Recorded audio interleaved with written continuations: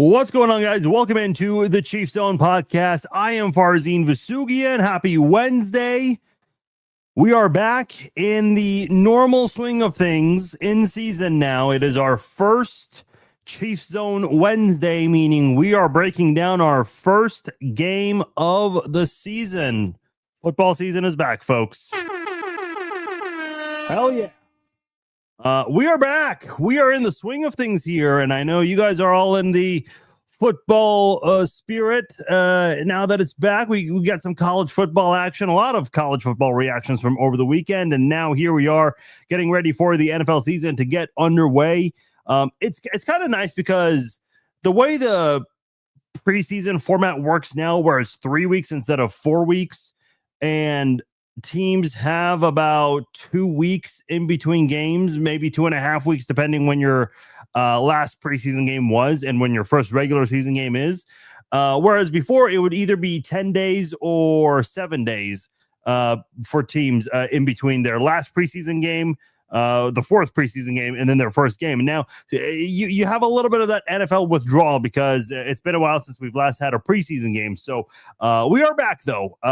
It starts tomorrow night in 24 hours when the Eagles and the Cowboys get underway. That, of course, I'm sure will be interesting given the Cowboys and all the talk about them recently trading away Micah Parsons and whatnot. I'm sure that'll be a big talking point during the pregame show and during the game.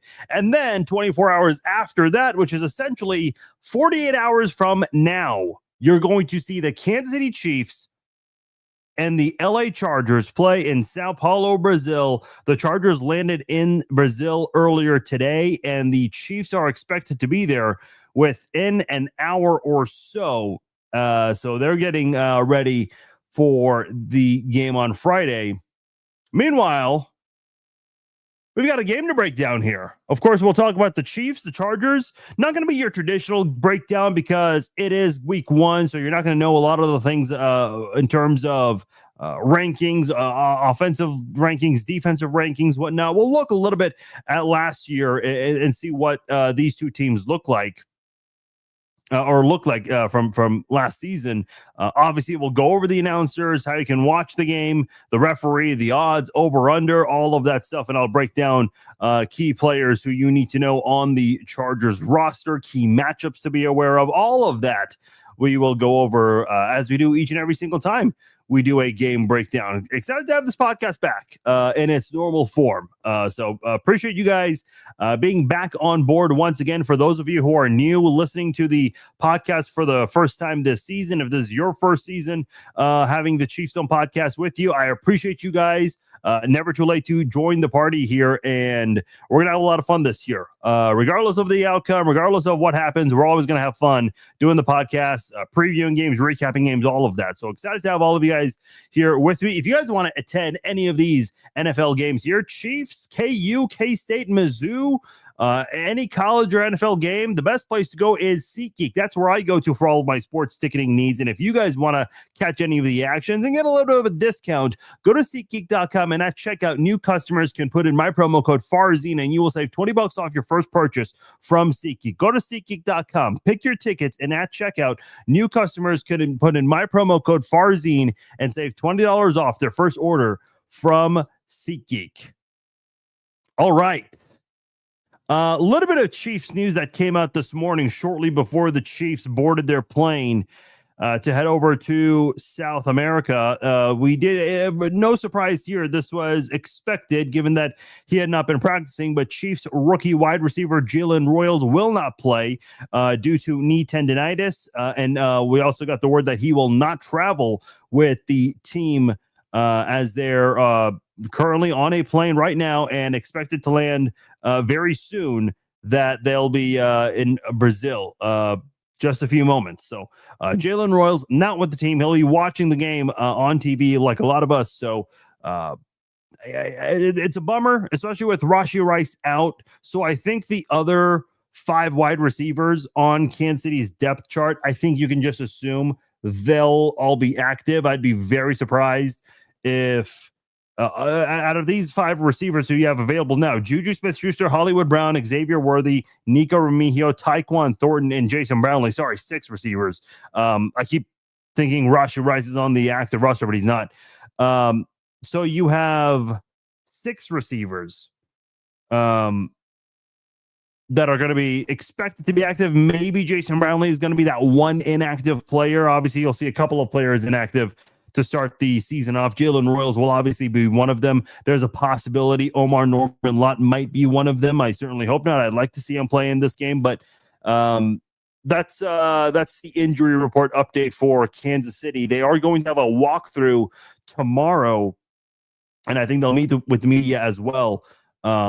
And doing their media obligations the day before the game. So that is what we have to look forward to in terms of potential Chiefs content for Thursday.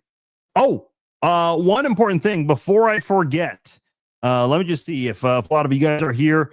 I'll remind you guys later on for those who may not be listening now, but if you have YouTube TV, in case you're not home, or if you are home, however you can access this, I do want to let you guys know, 9 a.m. Central Time, tune in to KCTV5. I will be on My KC Live, hanging out with my good friends, Shane Konecki and Kerrigan Arnold on My KC Live. So if you got nothing to do at 9 a.m. on a Red Friday, tune into KCTV5. You'll see this beautiful face on there. So check that out if you've got nothing to do, or if you've got a way to access it if you're out and about, wherever it is you might be. All right. Before we get into the game breakdown here, and I know there's not a lot of Chiefs news, but I did want to spend a moment here to just kind of go over the expectation from the Chiefs offense. Because I think a lot of people, when they look at this Chiefs offense in the last 2 years and how this offense has not operated as well as it should have, in 2023, you had the drops. That was a big problem. Last year, the offensive line was a major problem, especially at the tackle positions, to the point where they had to move their all-pro guard from left guard to left tackle. That is never an ideal move. Mike Caliendo, I thought he did okay in the regular season, but once it came to playoff time, you saw Mike Caliendo struggle a lot. You saw Joe Thuney start to have a little bit of a difficult time, especially with top-tier pass rushers, which is normal when you're in the playoffs. That is the type of competition you expect to face in the postseason. And obviously, we saw in the Super Bowl, it just completely did not go in Kansas City's favor. So, and obviously last year, the receiver drops, that was not an issue last year like the year before, but there were a lot of injuries at the wide receiver position. Rashee Rice missed a lot of time, only played 3 games, and then played 4 snaps in that 4th game where he got injured. Hollywood Brown missed the majority of last season. They had to go and get DeAndre Hopkins mid-season. Xavier Worthy was kind of that lone soldier. Juju Smith-Schuster missed some time due to injury. So that's why they brought in guys like Tyquan Thornton, who was on the Chiefs practice squad last year after he was let go by New England, and a guy that they felt good about to the point where they felt like he's someone who could stick around and maybe be a part of the team, which he is now. They drafted Jalen Royals. They brought back Hollywood Brown. Rashee Rice right now suspended, serving that 6-game suspension. What do we want to see from this Chiefs offense, and what should happen? What should we expect? Obviously, we know Creed Humphrey and Trey Smith, your center and your right guard. I mean, we have no questions about those 2 players. The left tackle position with Josh Simmons, obviously with any rookie, even the rookie that's getting a lot of hype, you still are cautiously optimistic about, because you're excited for them, but you just want to make sure they pass all the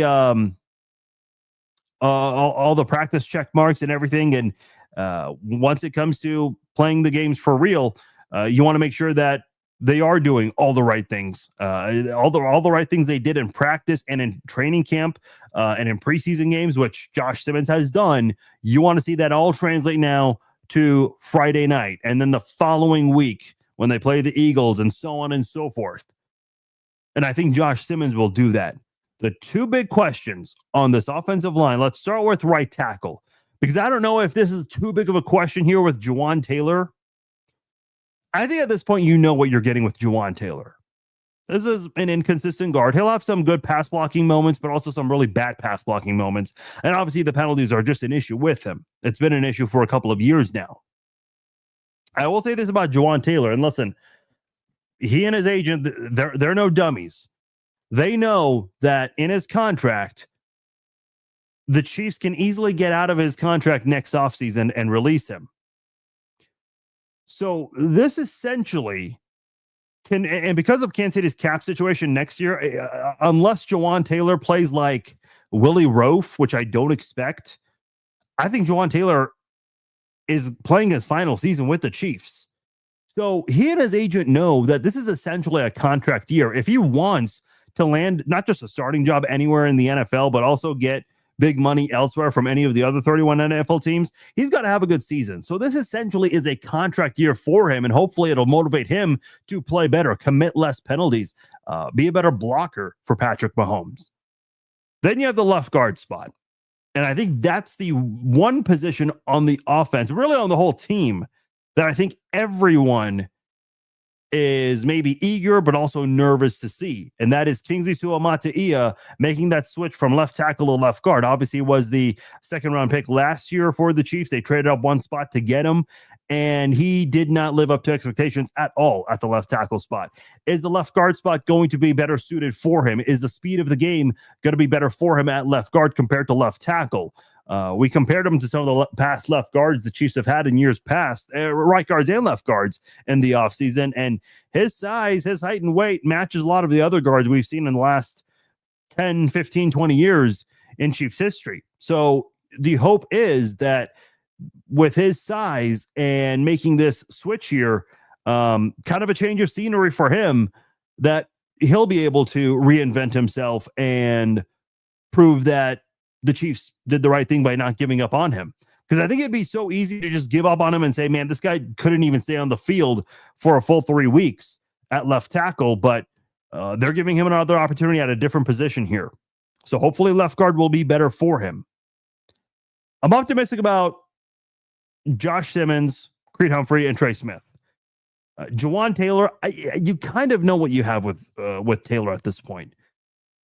My confidence level with Kingsley Suamataia has been kind of up and down. He's had good moments in practice. Preseason was kind of up and down for him. I will say the game against the Bears, the last game, probably ended the preseason on a better note, let's say. I think he still has room to grow and improve.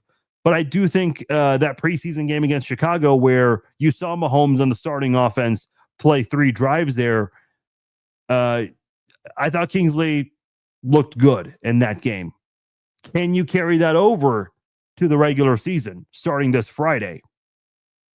Because if Patrick Mahomes has the protection he needs, guess what? This Chiefs offense, and I don't know if it's going to be anything like 2018. That's really hard to replicate, but I think this Chiefs offense can see some flashes from 2022 where Patrick Mahomes won MVP. Regular season and Super Bowl MVP. That was also the same year Patrick Mahomes broke the league record for most yards in total by a quarterback, passing and rushing. Over 5,500 yards that year for Patrick Mahomes.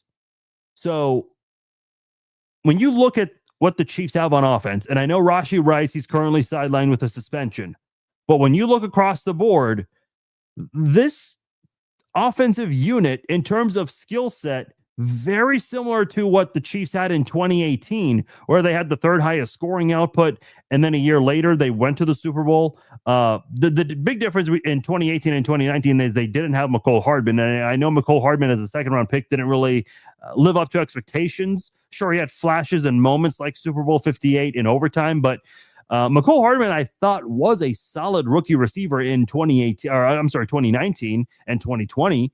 And that was when the Chiefs had that Legion of Zoom with Tyreek Hill, Sammy Watkins, Hardman, who I just mentioned, Byron Pringle, Demarcus Robinson had his moments as well. Because when you look at the Chiefs right now, you have Xavier Worthy. Everyone knows about his speed. Hollywood Brown, I know he's got an injury history, but the Chiefs felt like with his skill set, it was worth it to bring him back.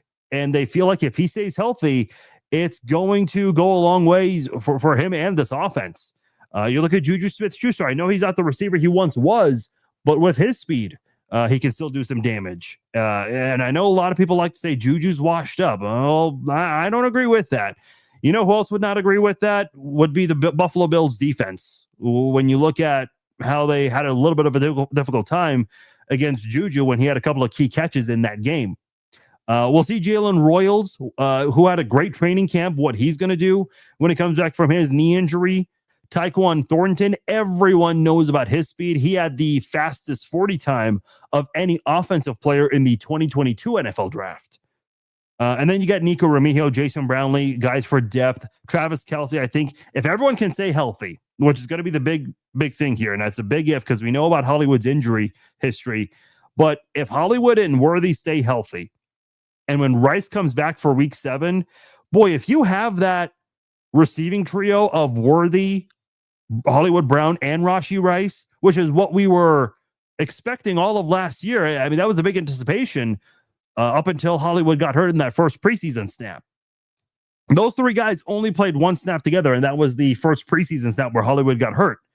Because I'm excited to see those 3 guys, Worthy, Brown, and Rice, alongside with Travis Kelce and whoever might be coming out of the backfield, which could be Isaiah Pacheco, who's got great speed.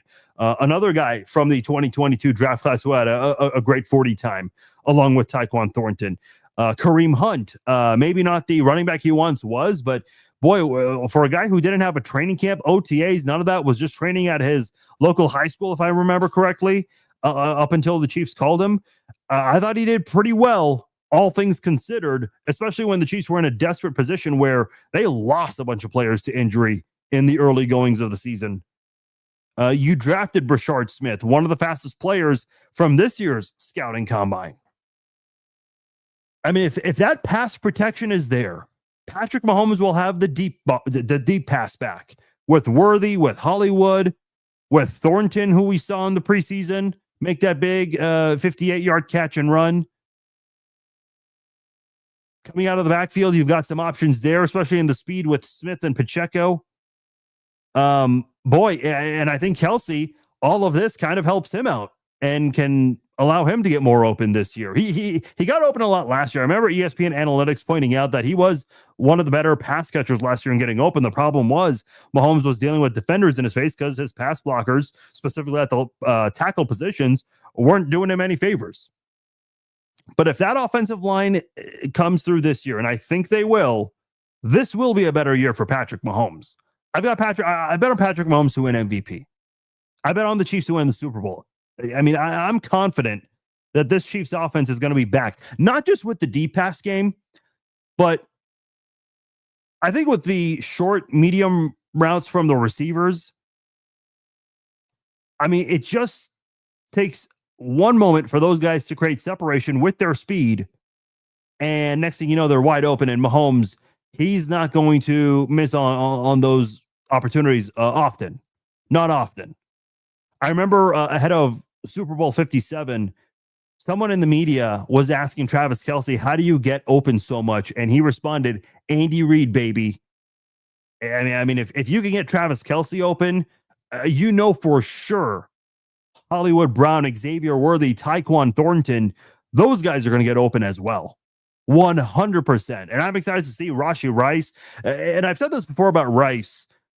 The way he looked a year ago this time, remember in that first game against Baltimore to open up last season's NFL season, the way he looked in that game, that did not look like a receiver who was coming off a rookie season. He looked like he had been around the league for quite some time. I mean, he looked like a veteran that's played a few years. I'm excited to see Rashee Rice, what he's going to look like coming back.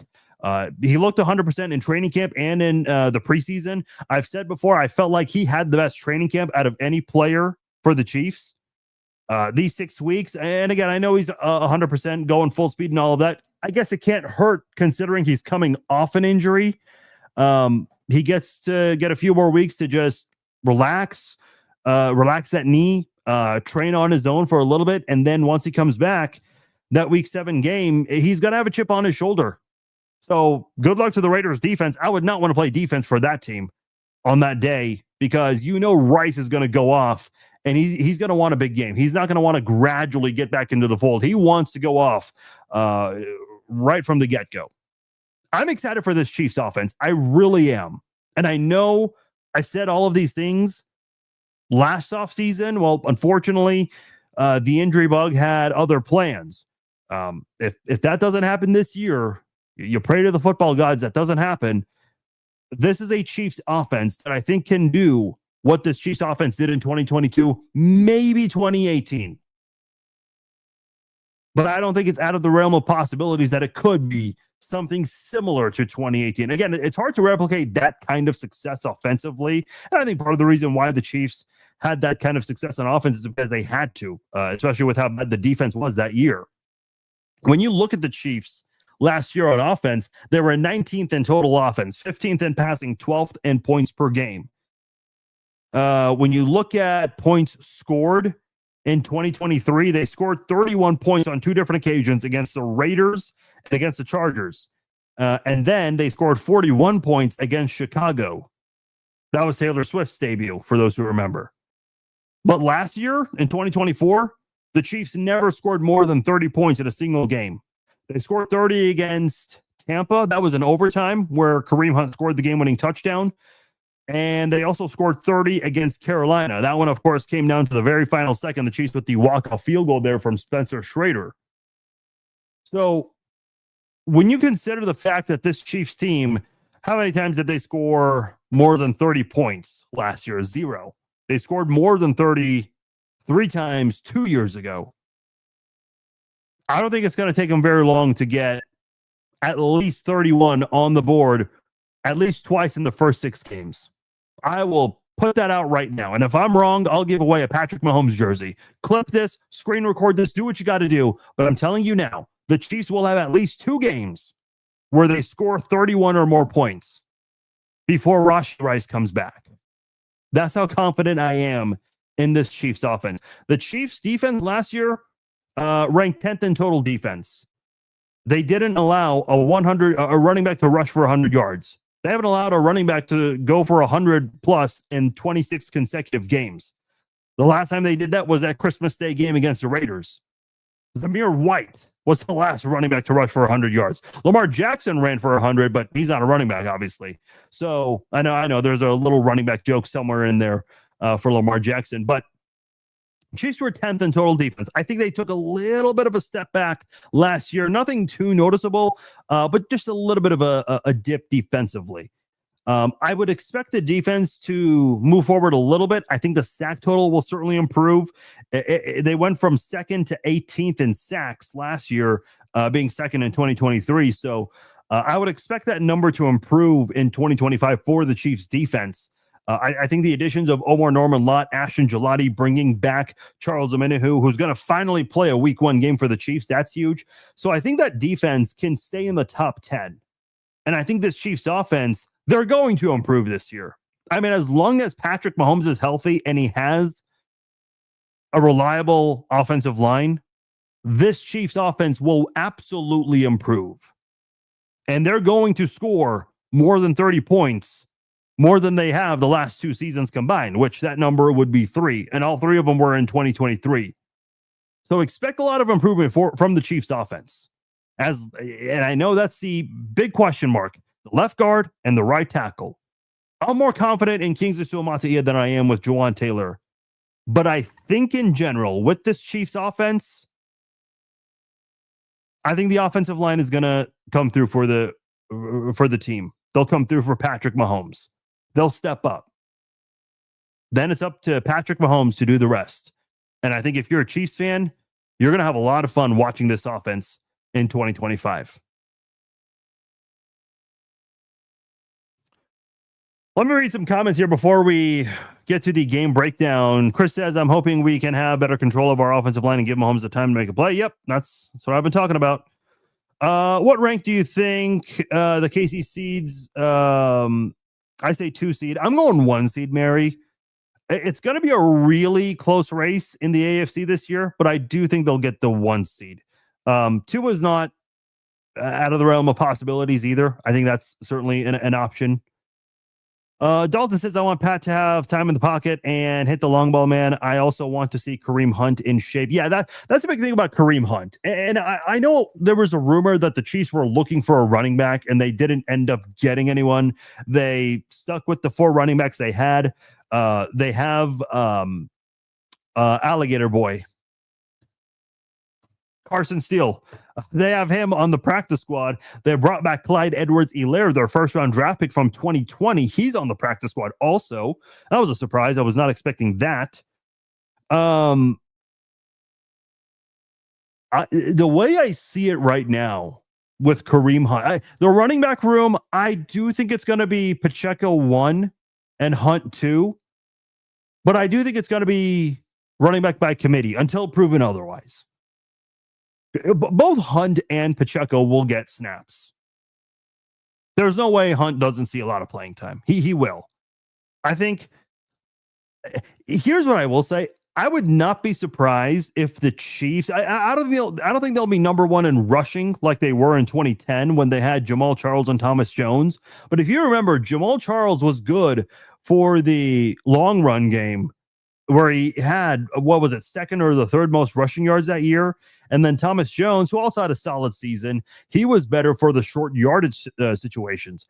I think that's what you'll see. I think Pacheco will try to be that Jamal Charles from 2010, and Kareem Hunt will be that Thomas Jones from 2010, which is almost a mirror a reflection of the 4 running backs I'm comparing here, because Hunt and Jones, I mean, they were both up there in age. I mean, Hunt's up there in age now, but Thomas Jones was nearing the end of his career at the time.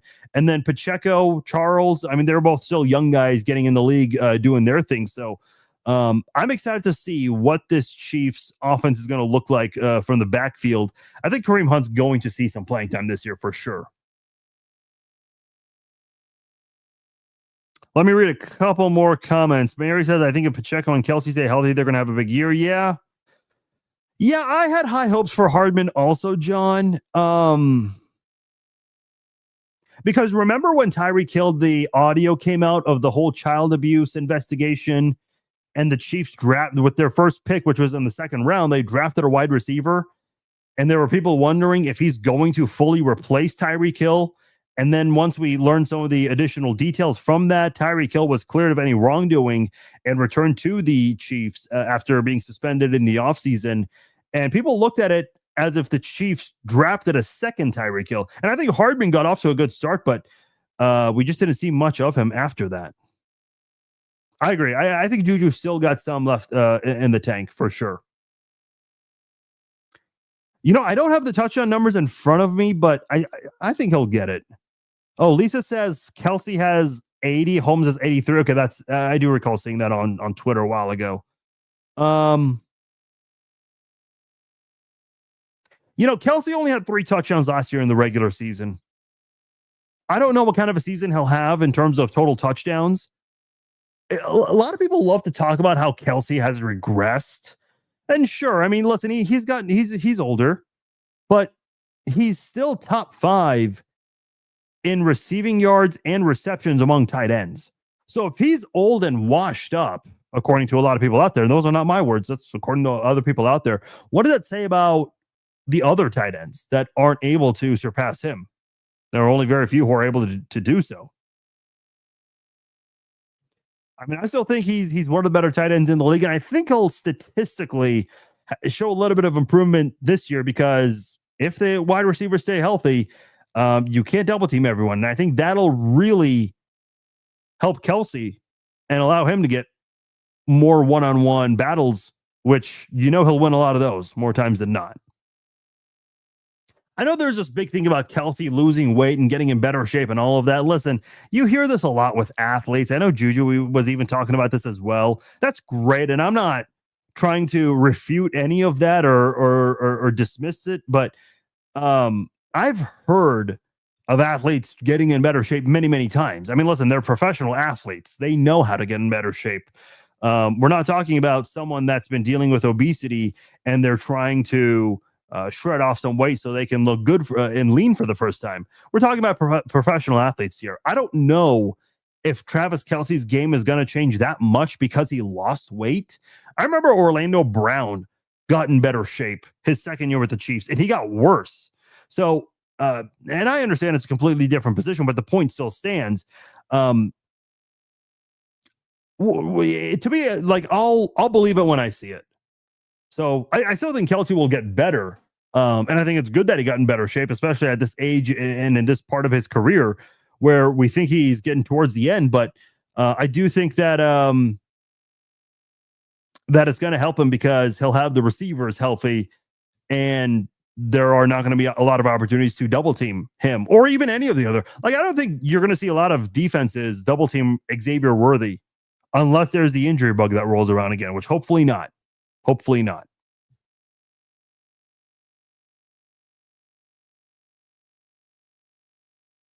Feels like Kelce's going to have a great season. Yeah, I think so. Well, let me ask you guys a question. Who do you guys think will get 1,000 receiving yards this season? I don't think Rashee Rice is because he's going to miss the first 6 games. But do you think Xavier Worthy or Travis Kelce will get 1,000 receiving yards? I'm really curious to know. Who do you think gets 1,000 receiving yards? Is it going to be one receiver, two receivers, pass catchers? And if so, who are those guys going to be?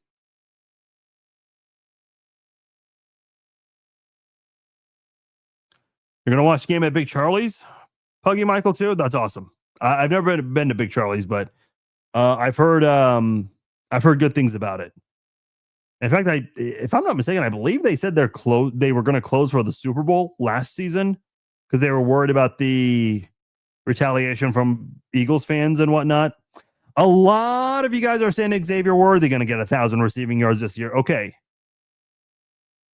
I don't disagree. Because if I had to bet on it right now, who gets 1,000 receiving yards for the Chiefs? I do think it's going to be Xavier Worthy. I think he's going to be the only guy. I think Kelce will come close. I think Hollywood Brown will have a solid season. If Rice was available for a full season, I would actually be willing to bet that both Rice and Worthy would get 1,000. Because see, when you look at this Chiefs offense right now, and obviously we can't focus on 2026 right now, but here's what I will say. Look at what Joe Burrow has with Jamar Chase, T. Higgins, and Andre Yoshivas. With Xavier Worthy finally putting the legal stuff behind him and getting the suspension over with soon, what if in 2026 you have Xavier Worthy and Rashee Rice available in week 1? That would be massive. And what if Tyquan Thornton just happens to live up to expectations? You know you're going to have Jalen Royals around for a couple more years. Like, I'd be like, if Kelce steps away this season, after this season, that's okay. Because I think Kansas City, in terms of pass catchers, boy, they're going to have a lot to work with at the wide receiver position. And I think Noah Gray would be ready to step up and take over that starting role from Kelce for sure. But man, I'm excited to see what this Chiefs offense will look like down the line in the future when, for now you have your left tackle, left guard, center, and right guard. They're under contract for a few years under a rookie deal or a veteran deal. So I'm curious to see what that offense is going to look like next year as well when everyone's available for week 1. That is what I'm excited to see, but can't get too excited about that right now because, of course, we're focused on a season that hasn't even kicked off yet. It starts in less than 24 hours. Yeah, I'm excited for Tyquan Thornton. That he started to get some flashes in OTAs, and then we saw it in training camp, and then we saw it a little bit in the preseason, and we saw it in that one big catch he had against Chicago. Yeah, I'm excited to see what Thornton's going to do. Man, I would love for Thornton to go off this Friday night. That would be quite the Chiefs debut for him. All right, let's move on here. We've got a game to break down. Chiefs Chargers in Brazil. This will be on YouTube for those of you outside of the Kansas City area. For those of you who are in Kansas City, you'll get it on channel 41. For those of you who are in the LA area, I apologize. I don't know the local, whichever local station is the home of the Chargers. Either the CBS, NBC, Fox affiliate, ABC affiliate, one of those in LA. They've got to have it on locally. So channel 41 in Kansas City, whatever it is locally in LA, For those of you not in either of those markets, you will get it for free on YouTube. And let me just clarify, because people have been asking this a lot this week. It's not YouTube TV, not the subscription, not the live stream. This is the website where you go and you watch all these funny videos that like what? Charlie Bit Me and all those things. Friday Night Cranks. They used to have a hot run on YouTube. Sunday Night Stew. Hopefully you guys all know what I'm talking about there. But yeah, this game will be on YouTube.com, not YouTube TV, YouTube.com. The announcers for this game, Rich Eisen and Kurt Warner. The referee, everyone's favorite referee, Carl Cheffers, will officiate this game. Funny story. I actually had a little bit of insight on this. I actually knew ahead of time that Carl Cheffers was going to be the official before it was publicly announced. So I went and ran with it. Boy, dude, my mentions on social media are a firestorm. You have Chiefs fans who are crying that Carl Cheffers is the referee. And then you have Chiefs haters who are very certain that Carl Cheffers is going to rig this for the Chiefs. Man, what timeline do we live in now? And listen, it was the same way with the Patriots. Patriots fans felt like everyone was out to get them and that it was always us against everyone. Meanwhile, everyone else was like, oh, the Patriots are getting help. They're getting favors from the refs and the league and all these things. So we're seeing a duplication of that right now with the Chiefs and versus the world. So listen, I don't subscribe to that stuff. You guys know me, but some of you guys do. The Chiefs are 3-point betting favorites in this one. As far as the money line goes, minus 170, and the Chargers are plus 142. The over-under for this one is at 46.5. The head coach is Jim Harbaugh. Obviously, had a lot of success at the college level, winning it all with Michigan and bringing in some of the coaches he's familiar with to LA, whether they were with him in Michigan or maybe they were familiar from another Harbaugh connection. So, for example, when you look at the Chargers offense, you have offensive coordinator Greg Roman, who was with Baltimore for 6 seasons, while who's the head coach of Baltimore? John Harbaugh, Jim Harbaugh's brother. So there's that connection right there. And so Greg Roman came over to the Chargers his second year with the Chargers. He was also the 49ers offensive coordinator from 2011 to 2014. And I point that out because Alex Smith, former Chiefs quarterback, played there. So not the entirety of Greg Roman's stint as offensive coordinator of the 49ers, but was there for a couple of those years. And then that's when they made that switch to Kaepernick. He was Greg Roman was the assistant coach of the year in 2019, voted by the AP back that year. So when you look at the Chargers in terms of their offensive rankings last year, 20th in total offense, 20th in passing, 20th in rushing, 19th in passing, 13th in scoring, 13th in third down conversions. Overall, this was an offense that had some success with Justin Herbert. Justin Herbert's on the top 5 of a lot of quarterback rankings. When I see a lot of these QB rankings and I see Justin Herbert so high on them, and I just don't know why. I feel like he's a little overrated. I think he's a good quarterback, but I don't think he's great like some people do. Had nearly 3,900 yards, which was 9th in the NFL. 23 touchdown passes. That was 12th best in the league. Where he excelled the most was taking care of the football, where he had 3 interceptions. But last year in that bulldoze game by the Texans, Herbert threw 4 picks in that one. Now, not all of them were his fault, but he still threw 4 more picks in that one single playoff game than he did all of the regular season. They had J.K. Dobbins last year. He's now with Denver. Did very well for the Chargers. But, you know, like a lot of running backs, he struggled against Kansas City. Now they have Najee Harris, who's coming over from the Pittsburgh Steelers. He ran for just over 1,000 yards last year when he was with the Steelers. They also drafted Amarian Hampton out of UNC in the first round. The AFC West really did focus on the running back position early in the draft. You saw that with Ashton Genty going to the Raiders, the Chargers getting Amarian Hampton. The Broncos, who did the Broncos draft in the first or the second round? RJ Harvey, that's right, who was one of the fastest running backs. And we just mentioned J.K. Dobbins. He's expected to be the starting running back for the Broncos going into week 1. When you look at their pass catchers, a lot of familiar faces there. You have Keenan Allen, who they're bringing back. Maybe not the receiver he once was, but a guy who knows the offense. He's familiar with Justin Herbert, just familiar with that team in general. Quentin Johnston, who was the first-round pick from 2023, kind of progressing slower than expected.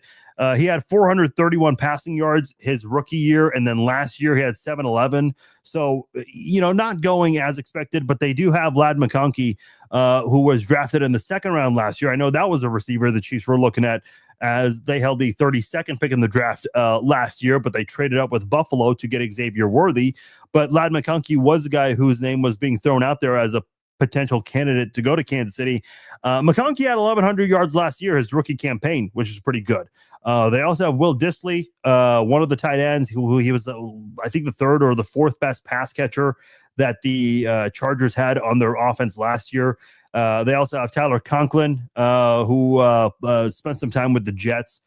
He's also going to be part of this pass catching room for the Chargers. And Justin Herbert does a good job of distributing the ball, even outside of his top favorite targeting candidates. This is where things get interesting with the Chargers, and it's their offensive line. Rashawn Slater, one of the best offensive tackles, one of the best left tackles in the game. Brutal blow for him as he suffered an injury in training camp, and he is out for the season. That forced the Chargers to convert Joe Alt, who had a solid rookie year last year, from right tackle to left tackle to fill in for Slater for the season. Then they had Trey Pipkins, the third, converting from right guard to right tackle. Now, he spent some time playing 3 different positions last year on the offensive line: left tackle, right guard, and right tackle. Specifically, right tackle. Trey Pipkins in 2 games played 117 snaps at right tackle. So he's got a little bit of experience there. And because the injury to Slater happened a little earlier in training camp, that gave Pipkin some time to kind of just get used to things at the right tackle position. So a little bit of familiarity is still better than nothing. He's going to be going up against George Karlaftis in that game Friday night. I'm putting my money on Karlaftis to get the best of him more times than not. Another key guy on that offensive line, Bradley Bozeman, the center, the right guard, Mekhi Becton, very solid guard. And I think Bozeman is a little bit of an underrated center. Becton, on the other hand, a solid guard who is expected to go up against Chris Jones a lot in this game. So Joe Alt probably going to face Mike Dana, Charles Omenihu. Maybe Ashton Gelati rotates in there and gets a little bit of both sides. So we'll see how that all looks. But that is the Chargers offense in a nutshell. And that offensive line, that's the one to keep an eye on the most, especially with some of the shifting they've done. Kind of similar to the Chiefs last year. Difference is the Chiefs did it mid-game, really. And the Chargers got a little bit of an opportunity to kind of get used to things in training camp and in a couple of preseason games after that Slater injury.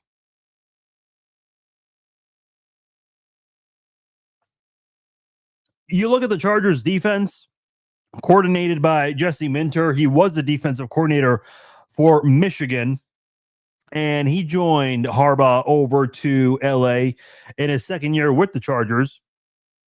Also spent some time in Baltimore as well. So another Harbaugh connection there. They were 11th in total defense. They were second best in points allowed per game last year, allowing just 18.5. Casey was 6th in that category at 20.5. Now, the big thing on this defense is no Joey Bosa. He's moved on to Buffalo. They still have Khalil Mack. Now, in terms of sack total, Khalil Mack maybe not the edge rusher he once was, but this guy wins a lot of battles at the line of scrimmage. So even though he may not be as elite as he once was, you still can never rule him out. On that defensive front, they added Deshaun Hand from Miami. Tuli Tuipulotu led the Chargers in sacks last year with 8.5. Bud Dupree had 6 sacks. I mentioned Khalil Mack. He had 6 sacks as well last year. Bud Dupree is expected to go up against Josh Simmons in this game. When you look at PFF, and I will say this about PFF, I don't like to. Their grades are a nice reference. I don't always agree with their grades, but I think it's a nice reference. Nothing more, nothing less. Now, with that said, when you look at Bud Dupree, out of 119 edge defenders that were ranked last year, Bud Dupree was the 4th worst ranked edge defender last year. And I'd be very curious to see, because the way it looks right now on the depth charts for the Chargers and the Chiefs, Jawaan Taylor is expected to go up against Khalil Mack. I'm putting my money on Khalil Mack to win that one. He is going to make Jawaan Taylor commit a couple penalties. And I'd be very curious to see. And I said this in the offseason, specifically in training camp, when we saw Jalen Moore get some looks at right tackle. But I've said before, Jawaan Taylor is on a short leash. If he continues to commit penalties, if he struggles with pass protection, the Chiefs are not going to waste any time here, and they're going to put Jalen Moore in there over Jawaan Taylor. You cannot waste an opportunity for Patrick Mahomes here.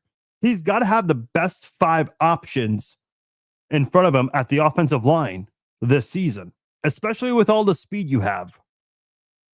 So I'm going to keep a close eye on that right tackle battle, assuming Khalil Mack is going to spend a majority of the time on the left side of the Chargers defense, which would put him against the Chiefs right tackle, which is obviously Jawaan Taylor. Meanwhile, Bud Dupree, he's going up against a rookie in Simmons, so that might give him a little bit of confidence. But Simmons, I'm sure they've gone over it many times with him. They know Bud Dupree, not one of the better, one of the worst edge defenders in the league. So that might give him a little bit of confidence going into this one as well. Which one comes through? Is it going to be the veteran, or is it going to be the rookie who, by some, was tabbed as the best offensive tackle entering this draft? I'm very curious to see that. When you look at their secondary and who they have, you got Tyree Steele, who led the league in led the team in interceptions last year. Very underrated cornerback, Tyree Steele, that is. And then you have Dante Jackson and Cam Hart, guys at the cornerback position who aren't as good.